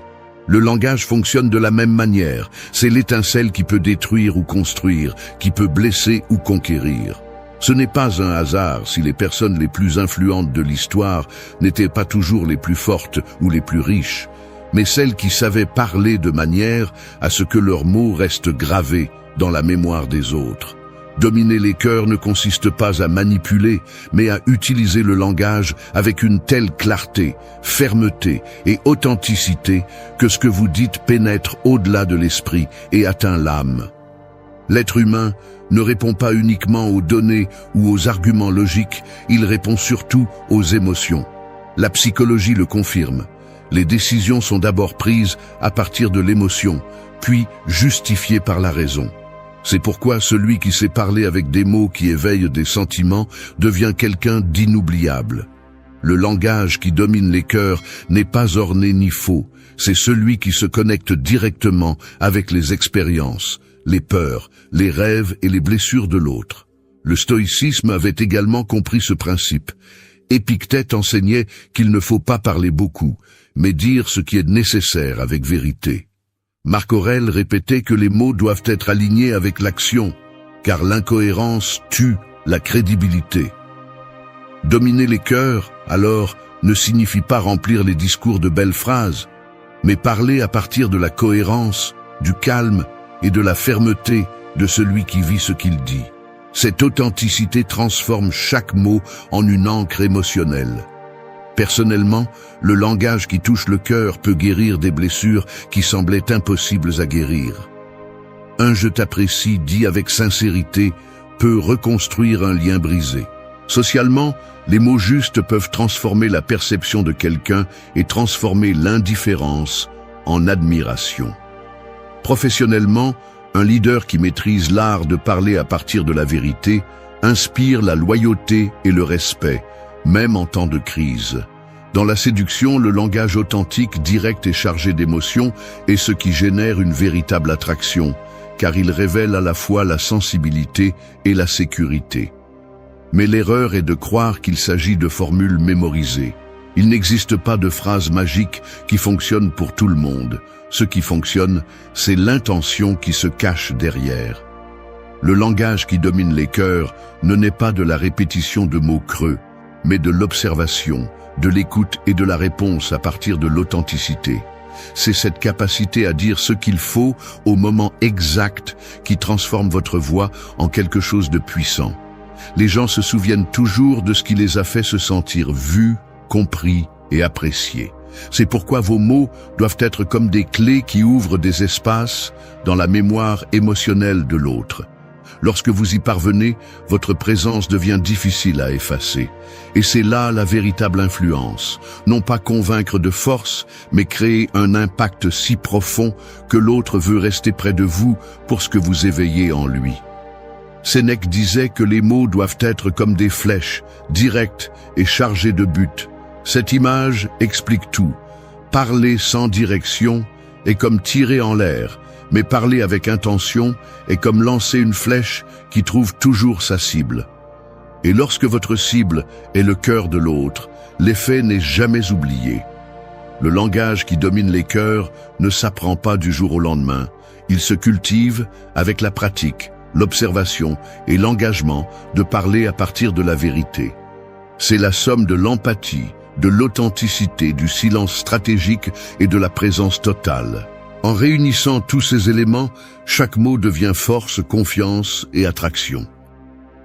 Merci d'être resté jusqu'à la fin de la vidéo. Si vous avez tout vu, la vérité est simple et dure. Quand quelqu'un quitte ta vie, tu ne perds pas cette personne. Tu perds l'illusion que tu avais créée autour d'elle. Cela fait mal parce que l'ego se brise, la routine s'effondre et le vide semble insoutenable. Mais c'est eux qui se passent vraiment, c'est que la vie t'arrache des mains une dépendance qui n'aurait jamais dû te définir. Et c'est la première leçon qui fait mal à accepter. Tu n'es pas moins à cause d'une rupture. Tu es libre du mensonge que tu as confondu avec l'amour. L'erreur la plus courante est de supplier, de poursuivre, de prouver que tu vaux quelque chose. Mais dans cet acte, la seule chose que tu révèles est ton besoin. Et le besoin sent toujours la faiblesse. Le stoïcisme enseigne que le vrai pouvoir est de contrôler CE qui dépend de toi. Ton esprit, tes émotions, ta façon de faire face à l'inévitable. La perte n'est pas réelle. C'est eux qui est réel. C'est ta capacité à te relever. Ce n'est pas un discours de consolation. Il n'y a pas de place ici pour la victimisation. On parle ici de discipline, d'autocontrôle et de reconstruction. Car la victoire n'est pas dans le retour de celui qui est parti, mais dans le fait d'arriver à un point où sa présence ou son absence n'a plus d'importance. Quand tu y arrives, tu as gagné la seule bataille qui définit vraiment ta valeur, celle que tu mènes contre toi-même. Reste jusqu'à la fin, parce que ces eux que tu vas entendre ne sont pas des conseils de développement personnel légers, mais des vérités crues et stoïciennes. 8 principes qui peuvent changer la façon dont tu affrontes la douleur et te transformer en quelqu'un qui ne dépend de personne pour être fort, libre et maître de son propre destin. 1. La perte n'est qu'une illusion. Un mirage dans le désert peut faire croire à un voyageur assoiffé qu'il voit de l'eau là où il n'y a que du sable. Il s'approche désespérément, convaincu que CE qu'il perçoit est réel, jusqu'à CE que le reflet se dissolve et qu'il se retrouve face au vide. C'est ainsi que fonctionne la perte après une rupture amoureuse. L'esprit insiste sur le fait que CE qui est parti était indispensable, que sans cette personne, il n'y a plus d'horizon. Mais en vérité, CE qui a disparu n'est qu'un reflet que vous avez confondu avec la substance. CE que vous appelez perte n'est qu'une illusion fabriquée par l'attachement et la dépendance émotionnelle. Croire que vous avez perdu quelque chose de réel est la première erreur qui vous maintient enchaîné à la souffrance. La vérité est que personne ne peut vous enlever CE que vous êtes en essence. L'amour que vous donniez, la discipline que vous pouvez cultiver, la force que vous pouvez construire, tout cela reste intact en vous. Ce qui a disparu, c'est une narration dans laquelle vous avez mis votre valeur entre les mains d'une autre personne. Le stoïcisme enseigne que vous ne perdez rien lorsque quelqu'un part, parce que rien d'extérieur ne peut définir l'intérieur. La seule chose qui se passe, c'est que la vie vous arrache le masque pour vous forcer à vous regarder dans le miroir tel que vous êtes. La douleur s'intensifie lorsque vous vous répétez encore et encore que quelque chose de vôtre est parti. C'est comme s'accrocher à un objet qui ne vous a jamais appartenu. Vous ne pouvez pas perdre CE qui n'a jamais été sous votre contrôle. C'est la dure réalité que beaucoup évitent d'affronter. Ce qui fait mal n'est pas l'absence, mais l'illusion qui s'effondre. L'attachement transforme les gens en prisonniers de l'irréel. Il vous fait croire que le bonheur dépendait de cette voie, de ces mains, de cette routine. Mais observez avec froideur. Même lorsque vous étiez accompagné, vos insécurités étaient toujours là. Vos peurs n'ont pas disparu. Vos batailles internes ne se sont jamais arrêtées. L'autre personne n'a jamais comblé ces vides. Elle les a seulement couverts temporairement avec un pansement. Et maintenant, en partant, tout qu'elle a fait, c'est arracher pansement pour que vous affrontiez qui a toujours été là en vous. La perte est une illusion parce que vous n'avez jamais été complet grâce à un autre. Vous l'avez toujours été grâce à votre propre essence. Vous avez simplement oublié de le voir. C'est pourquoi, lorsque l'esprit crie que tout est fini, qu'il ne reste plus rien, vous devez répondre avec la vérité. Ce qui est fini, c'est l'histoire que vous avez créée dans votre tête, pas votre capacité à en écrire une nouvelle. Accepter cette vérité n'est pas facile. Elle brise l'ego, fait tomber les excuses, oblige à affronter la solitude de face. Mais c'est cette même dureté qui éveille. Celui qui s'accroche à l'illusion devient l'esclave des fantômes. Celui qui comprend qu'il n'y a pas de perte devient le maître de lui-même. C'est pourquoi chaque larme que vous croyez verser pour qui est parti est en réalité de l'eau qui nettoie la vision pour que vous puissiez voir qui a toujours été devant vous. L'opportunité de renaître plus fort, plus conscient et plus libre. Le stoïcisme ne promet pas un réconfort facile, il promet la clarté. Et la clarté révèle que la perte n'existe pas. Seule existe la transformation. Que vous appelez aujourd'hui le vide est l'espace parfait pour construire la version la plus solide de vous-même.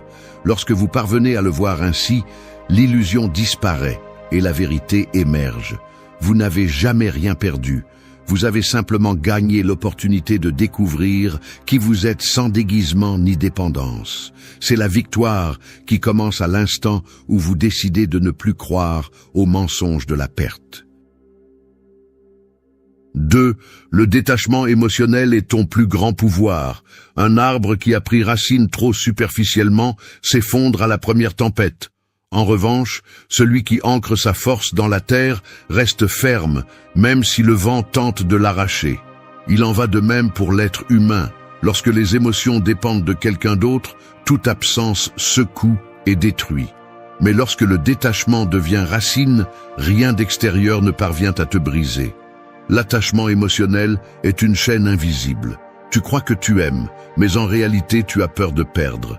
Tu confonds la compagnie avec le salut et finis par céder ta liberté. Tu vis en attente d'un message, d'une réponse, d'un regard, comme si ton existence dépendait de ces gestes. Et à ces moments, tu cesses d'être maître de toi-même.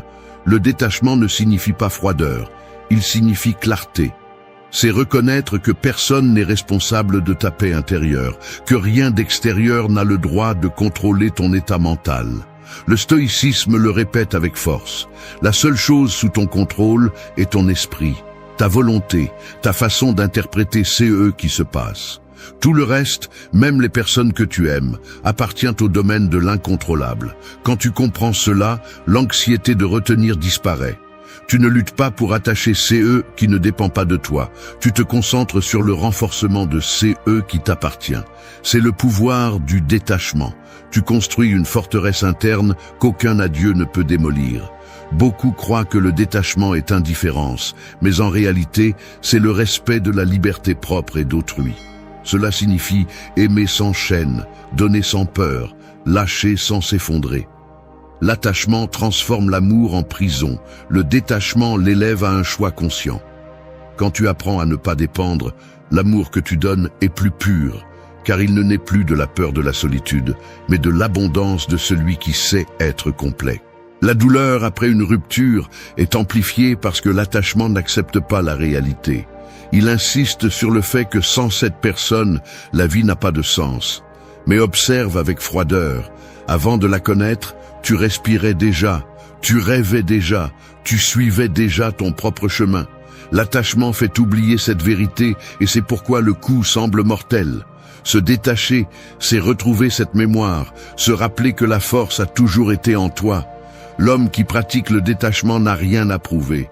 Il ne mendie pas l'attention, ne supplie pas l'amour, ne négocie pas sa dignité. Il marche avec l'assurance de celui qui sait que sa propre valeur ne fluctue pas avec l'approbation extérieure. Ce tempérament se remarque dans le regard, dans la façon de parler, dans la manière de décider. Et quand le monde le perçoit, il reconnaît un pouvoir qui ne peut être manipulé. Le détachement émotionnel est l'arme la plus silencieuse et efficace. Il ne détruit pas l'autre, il te construit. Il ne s'agit pas de fuir les sentiments, mais de les gouverner. Car l'homme qui domine son cœur ne devient pas un robot, il devient un sage. Il aime quand il choisit d'aimer, il s'éloigne quand c'est nécessaire, il souffre sans perdre sa dignité et il profite sans perdre le contrôle. C'est la vraie liberté. Si tu parviens à comprendre ces principes, chaque rupture, chaque silence et chaque absence cesseront d'être des chaînes et deviendront des rappels de ton autonomie. Le détachement ne te rend pas insensible, il te rend invincible. Il te libère de l'illusion de devoir pour que tu découvres le pouvoir de choisir. Et là, sur ces terrains d'indépendance émotionnelle, se sème la plus grande victoire, être maître de soi-même dans un monde où tout le monde s'accroche désespérément à ces qu'il ne peut retenir. 3. Le respect est plus fort que l'amour. Le feu peut brûler avec force et tout consumer en quelques secondes, mais lorsqu'il n'est pas contrôlé ni dirigé, il s'éteint rapidement, laissant derrière lui des cendres et du vide. L'amour ressemble à ces feux, intense, séduisant, capable d'éclairer toute une vie. Mais s'il manque de respect, il devient fragile et finit par détruire ces qu'il était censé soutenir. Le respect est la base qui maintient tout lien solide, même lorsque la flamme de l'amour perd de son intensité avec le temps. Beaucoup confondent aimer avec posséder, pensant que ressentir de l'affection est suffisant pour maintenir quelque chose de durable. La réalité est différente. L'amour sans respect se transforme en prison, en une scène où la passion devient dépendance et la proximité contrôle.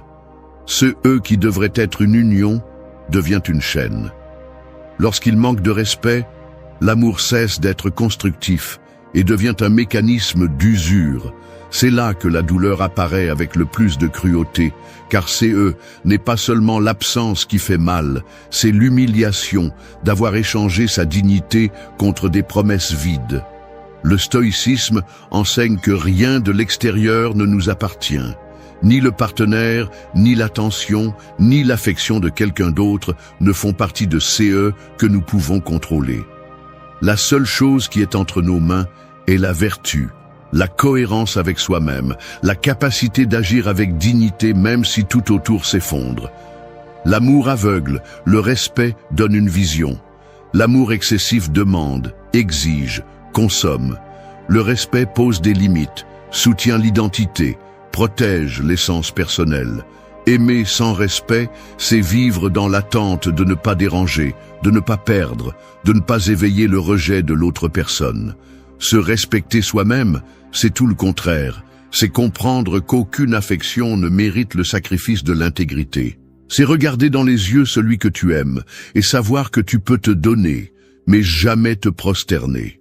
L'homme qui se respecte ne mendie jamais d'affection. Il peut perdre une relation, il peut accepter une fin, mais il ne permet jamais qu'on le dégrade. Cette attitude transmet un message silencieux et puissant.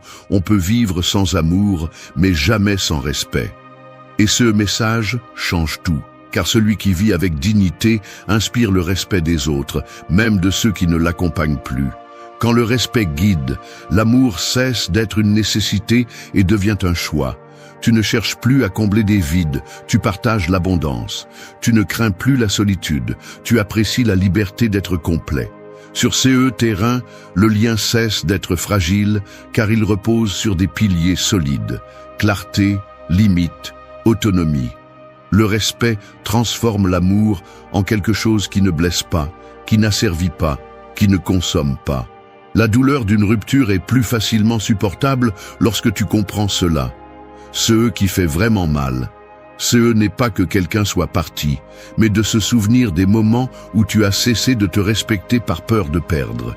C'est la véritable blessure, la trahison envers toi-même. Mais c'est aussi l'occasion de guérir, de décider que tu ne donneras plus jamais ta dignité en échange d'affection. Le respect est plus fort que l'amour, parce qu'il ne dépend pas de l'émotion, mais de la volonté. L'amour se ressent, le respect se construit. L'amour peut s'éteindre, mais le respect reste comme une empreinte de caractère. Lorsque tu comprends cela, la perte cesse de faire peur et l'absence cesse d'être une menace. Parce qu'au final, la seule chose à laquelle on ne peut renoncer, n'est pas l'amour reçu, c'est le respect que tu te dois à toi-même. 4. Le silence et l'absence sont ton arme invincible. L'écho dans une grotte vide semble plus fort que n'importe quel cri. Il n'est pas nécessaire de répéter les mots. Le vide suffit pour que le son se multiplie et résonne dans l'esprit. C'est ainsi que fonctionne le silence après une rupture. Ce n'est pas une faiblesse, c'est du pouvoir concentré. L'absence n'est pas un signe de reddition, c'est une stratégie qui désarme plus que n'importe quelle confrontation. Alors que beaucoup cherchent à crier, à expliquer, à justifier ou à réclamer, le silence devient la réponse qui frappe sans avoir besoin de hausser la voix. L'instinct pousse à se défendre, à parler, à remplir le vide avec des mots qui tentent de récupérer qui a été perdu. Mais que cette réaction réussit à faire, c'est donner du pouvoir, montrer le besoin et révéler que la blessure contrôle encore. Le silence, en revanche, projette la maîtrise. Il communique qu'il n'y a pas d'urgence à clarifier quoi que soit, que la vie continue sans avoir besoin de se justifier devant quiconque. C'est là sa force. Le silence d'un homme ferme parle plus que 1000 discours d'un homme désespéré. L'absence est tout aussi percutante. Celui qui n'est pas là pèse plus que celui qui insiste. Le stoïcisme enseigne à ne pas lutter contre qui ne dépend pas de soi-même. Se retirer calmement, c'est accepter que la bataille la plus importante ne se livre pas à l'extérieur, mais à l'intérieur. Être absent n'est pas disparaître par lâcheté. C'est se retirer pour retrouver son centre, pour montrer qu'aucune personne n'a le privilège de dicter ta valeur ou ton destin. Beaucoup sous-estiment pouvoir parce qu'ils croient que l'action est toujours bruyante. Mais en pratique, le calme déconcerte, l'indifférence brise, le silence oblige à affronter sa propre conscience. L'autre personne peut justifier décisions, voire inventer des arguments pour se défendre, mais face à l'absence, il n'y a pas de réplique possible. Celui qui se tait et part fermement laisse l'autre pris dans son propre écho, obligé d'écouter qu'il ne voulait pas reconnaître. L'homme qui maîtrise le silence et l'absence projette l'autorité. Il ne cherche pas à convaincre, il n'essaie pas d'expliquer, il ne tombe pas dans le jeu de la provocation. Il se retire simplement avec dignité et retrait devient une présence beaucoup plus forte que n'importe quel mot. Le silence est gênant parce qu'il démontre l'indépendance. L'absence fait mal parce qu'elle révèle qu'il n'y a jamais eu de besoin. Cela ne signifie pas une froideur absolue, cela signifie une stratégie. Se taire n'est pas se cacher, c'est choisir de ne pas gaspiller d'énergie sur qui ne méritent pas d'attention. Être absent n'est pas une indifférence vide, c'est un acte d'autocontrôle qui montre clairement que ta vie ne dépend pas de retenir quelqu'un. La société a tendance à enseigner le contraire, que tu dois lutter, insister, démontrer, mais en réalité, plus on insiste, plus on s'affaiblit. L'homme stoïcien comprend que le plus mortel est qu'on ne peut pas contrôler. Personne ne contrôle ton silence, personne ne contrôle ton absence, et c'est qui les rend des armes invincibles. Le silence protège ton énergie, l'absence protège ta dignité. Ensemble, ils construisent un mur impossible à abattre. Quand tu choisis de te taire et de te retirer, tu ne perds rien. Au contraire, tu récupères tout. Tu récupères le contrôle, la clarté et la force. C'est la vraie victoire. Elle ne réside pas dans le fait que l'autre personne revienne, mais dans le fait que tu n'aies plus besoin de lui expliquer pourquoi tu as décidé d'aller de l'avant. Celui qui apprend à utiliser le silence et l'absence ne redevient jamais esclave du besoin. Il découvre que les mots sont superflus et que la véritable force se manifeste dans le calme. Parce que le silence n'est pas vide, c'est un message. Et l'absence n'est pas une faiblesse, c'est un pouvoir absolu. 5. La vraie valeur ne se démontre pas, elle se vit. Un diamant n'a pas besoin d'annoncer son éclat, ni de crier qu'il est précieux.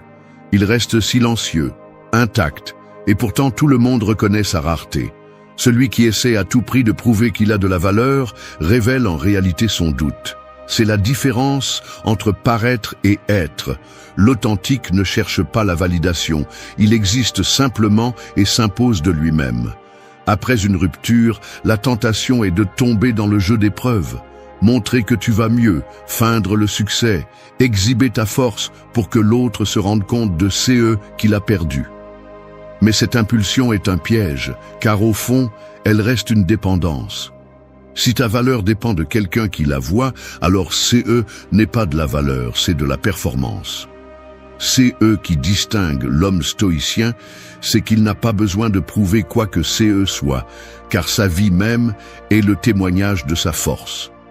La vraie valeur se vit dans la discipline quotidienne. Elle se trouve dans le fait de se lever tôt même quand la douleur brûle, de s'entraîner quand l'esprit veut abandonner, de travailler avec concentration, même si le cœur est lourd. Chaque acte de cohérence vaut plus que 1000 gestes de sécurité apparente. La valeur authentique est silencieuse, constante et profonde. Quand quelqu'un observe de loin un homme qui vit de cette façon, il ressent automatiquement du respect. Il n'est pas nécessaire de s'exhiber, la force se ressent. Le respect arrive parce que la dignité est visible dans la posture, dans le calme, dans la détermination. C'est là que réside le pouvoir. Ne pas céder au désir d'être vu, mais construire une vie qui, même si elle n'est pas observée, reste digne d'admiration. L'erreur la plus courante après l'abandon est de s'obséder à prouver que tu as toujours de la valeur. Cette obsession te place dans la position la plus faible, car elle transforme tes actes en message pour quelqu'un d'autre plutôt qu'en chemin vers ta propre croissance. L'enseignement stoïcien est clair. N'agis jamais pour plaire au public, agis en accord avec la vertu. Cela signifie vivre avec cohérence, même quand personne ne te regarde. La vraie valeur n'est pas non plus du bruit, c'est de la constance. Ce n'est pas la photo souriante publiée pour feindre le bonheur, c'est la sérénité avec laquelle tu affrontes la journée sans avoir besoin de masque. Ce n'est pas le succès forcé pour susciter l'envie, c'est le travail silencieux qui construit des fondations solides. Ce n'est pas la compagnie éphémère que tu exhibes pour provoquer la jalousie. C'est la capacité d'être seul et de se sentir toujours comblé. L'homme qui vit sa valeur ne mendie pas l'attention. Il marche avec un but, parle avec fermeté, décide avec clarté. Il n'a pas besoin de convaincre, car la conviction est dans sa vie même. Ce genre de valeur intimide parce qu'elle ne peut pas être manipulée. Elle ne s'achète pas, elle ne se négocie pas, elle ne dépend pas des applaudissements. Elle ne peut surgir que de la discipline, de l'autodiscipline et du respect de soi. Devenir quelqu'un comme ça nécessite d'abandonner l'illusion de prouver. Cela signifie laisser derrière soi l'anxiété d'être validé et la remplacer par la certitude que la plus grande validation est de se regarder dans le miroir et de se reconnaître digne. Celui qui vit de cette façon cesse d'être esclave des regards et devient maître de son destin. La vraie valeur n'est pas un acte théâtral, c'est un style de vie. Et quand tu l'embrasses, tout change. Les opinions perdent de leur force, l'absence cesse de faire mal, la solitude se transforme en force, parce que CE qui est vécu ne peut être ni arraché ni mis en doute. 6. Deviens un homme de grande valeur. Le soleil n'a pas besoin de poursuivre qui que CE soit pour être reconnu. Il reste en haut, brillant avec fermeté.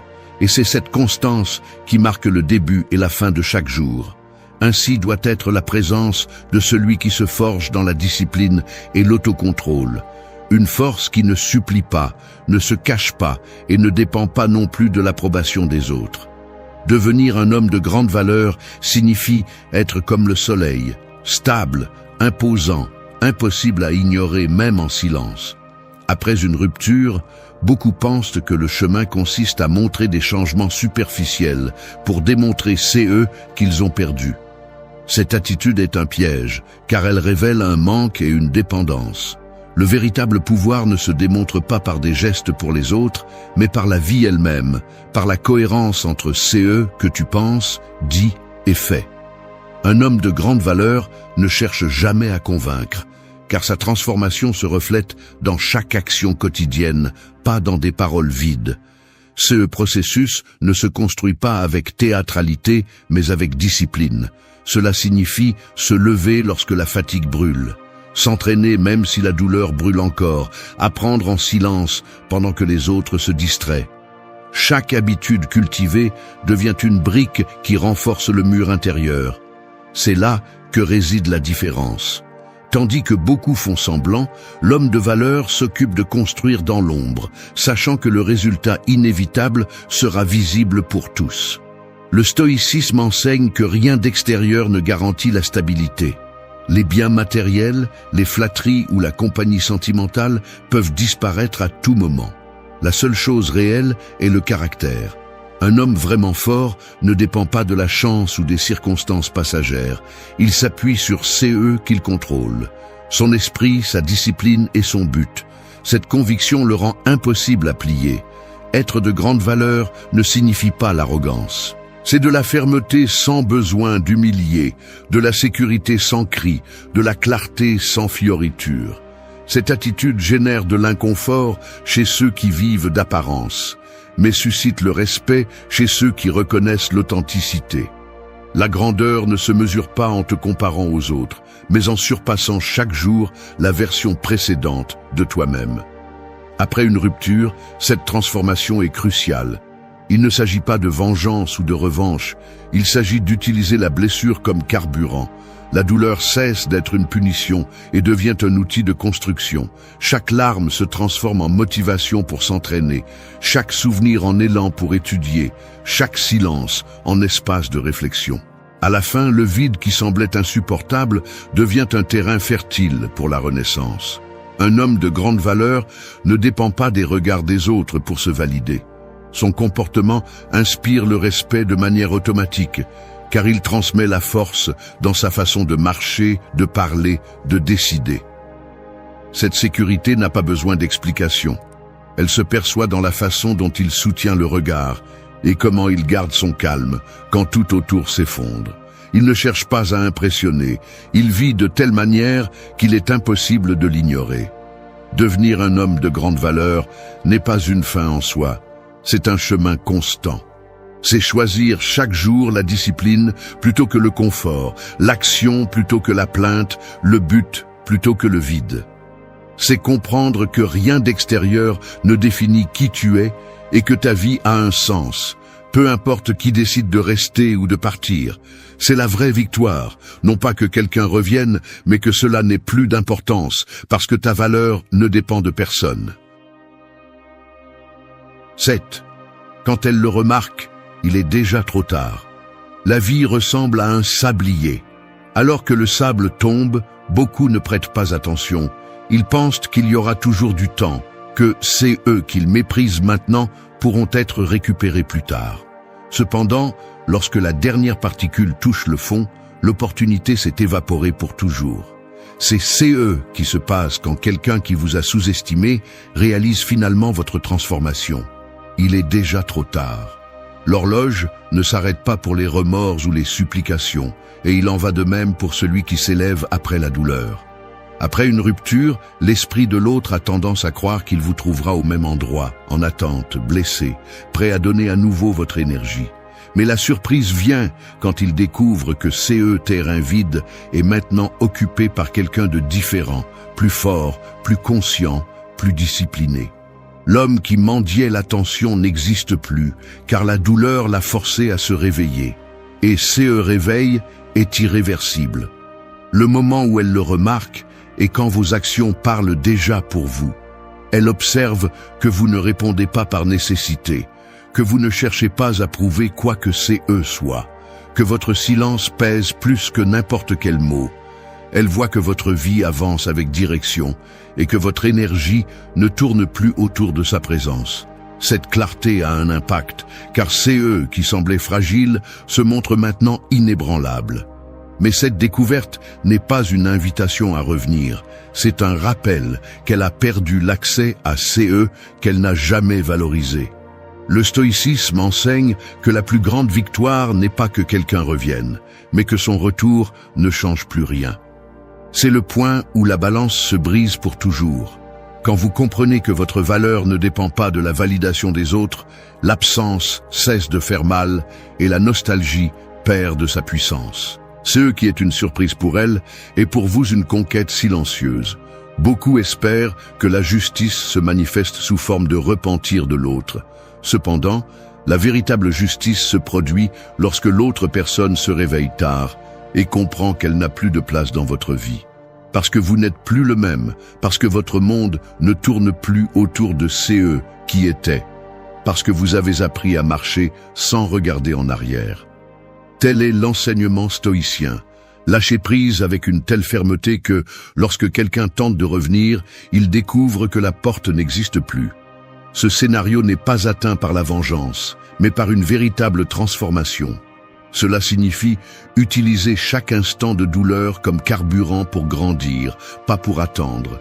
Cela signifie s'entraîner, apprendre, construire et avancer pendant que d'autres pensent que vous êtes toujours arrêté. Le jour où ils le remarquent, il n'y a plus de retour, car l'homme qu'ils trouvent en face d'eux n'est pas disponible pour le jeu d'avant. Cette distance est CE qui pèse le plus. Le silence qui semblait vide devient une force. L'absence qui était interprétée comme une faiblesse révèle maintenant du caractère, et chaque geste de fermeté confirme que le passé est enterré. Il n'y a pas de pire coup pour celui qui a sous-estimé que de voir comment son départ n'a rien détruit, mais a élevé quelque chose de beaucoup plus grand. Quand elle le remarque, il est déjà trop tard, car le temps ne recule pas et la transformation ne s'arrête pas. C'est la victoire silencieuse, celle qui ne cherche pas d'applaudissements, celle qui n'a pas besoin de témoins. C'est la victoire de s'être trouvé soi-même et de ne jamais revenir au point où votre valeur dépendait de quelqu'un d'autre. Là, dans cette clarté, vous découvrez la vérité ultime.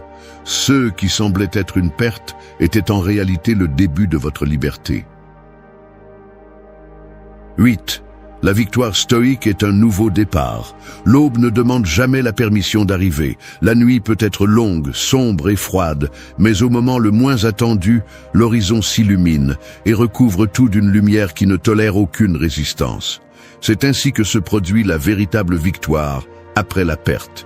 Il ne s'agit pas de revenir en arrière, ni de récupérer CE qui a été perdu, mais de se lever avec une clarté qui transforme l'obscurité en élan pour renaître.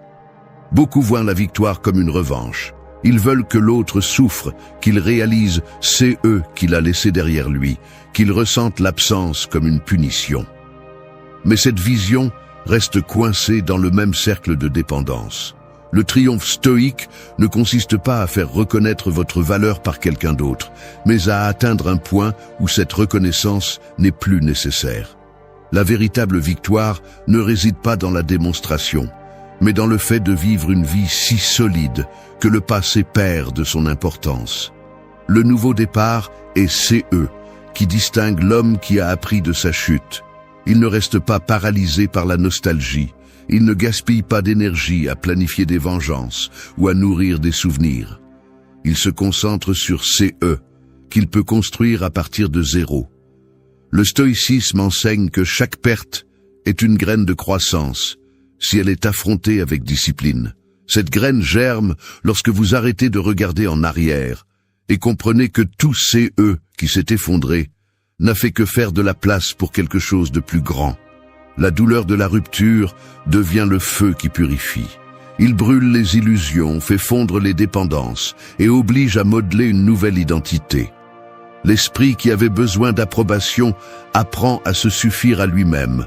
Le cœur qui se sentait vide se remplit de but, Le corps qui se brisait sous la tristesse retrouve sa force dans l'action quotidienne. C'est là le véritable nouveau départ. Ne pas rester le même, mais renaître différent. La victoire stoïque ne se mesure pas à CE que vous récupérez, mais à CE que vous atteignez après le coup. Chaque jour où vous choisissez la discipline plutôt que la faiblesse fait partie de cette conquête. Chaque silence que vous choisissez au lieu de la réaction impulsive renforce votre caractère. Chaque pas vers votre but, aussi petit soit-il, marque le début d'une vie différente. La victoire n'est pas un instant, c'est un processus qui se réaffirme à chaque décision consciente. Celui qui atteint cet état ne craint plus la solitude, car il comprend que la solitude n'est pas un vide, c'est un terrain fertile pour grandir. Il ne craint plus le rejet, car il sait que rien d'extérieur ne définit sa valeur. Et il ne craint plus l'avenir, car il a appris que l'incertitude n'est pas une menace. C'est un terrain ouvert pour créer CE qu'il n'osait pas auparavant. Cette mentalité le rend invincible face à la nostalgie, car il comprend que CE, qui semblait être la fin, était toujours un début déguisé. La victoire stoïque est, en essence, une renaissance. C'est regarder en arrière sans rancœur, regarder le présent avec fermeté et regarder l'avenir avec détermination. Il ne s'agit pas de redevenir le même, mais de remercier de ne plus l'être. L'homme qui embrasse CE nouveau départ n'a pas besoin de récupérer CE qui a été perdu, car il a trouvé quelque chose de plus précieux, la certitude que tout CE dont il a besoin habite déjà en lui.